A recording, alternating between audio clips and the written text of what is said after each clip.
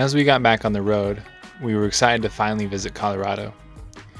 Like many of the western states, we've heard so much about the outdoor meccas of both Grand Junction and Boulder, Colorado. The drive between Jackson and Grand Junction was about 7.5 hours, so our plan was to drive into the night and sleep at the base of the mountain pass, separating the two cities. But around 10 p.m. at night, we stumbled upon a man and his wife pulled over on the side of the road in the middle of nowhere. We didn't get much of this part on video, but in short, the part of his truck that makes the rear wheels spin, the drive shaft, had broken off. So on the side of the road, in the middle of the night, he pulled the whole thing off and started working on it in the bed of his truck. I guess earlier his wife had driven out and brought him the new parts he needed to fix things, but neither of them had any tools. So since we always have our whole house with us, we were able to supply them with tools, which was awesome. Given that it was almost midnight by the time everything was taken care of, we decided to pull off into a cow pasture right next to where we already were. Not a bad way to end a long day.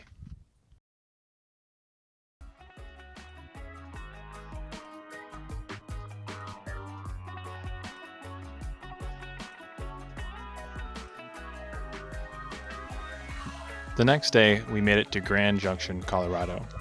We took some time to understand what there was to do in the area, trying to divvy up our weekend. We decided we wanted to start by checking out the Grand Valley OHV area on our dirt bikes. Here's a quick montage of our ride.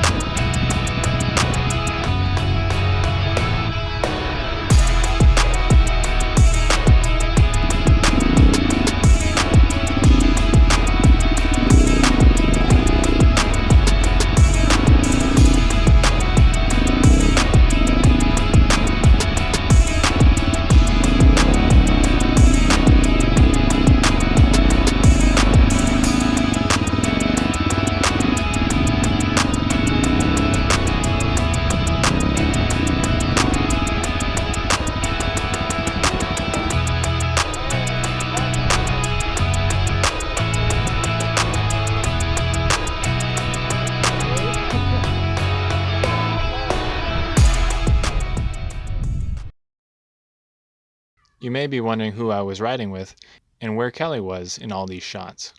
Well, Kelly's weekend didn't quite go as planned. That's what happened? I fell on my bike again, and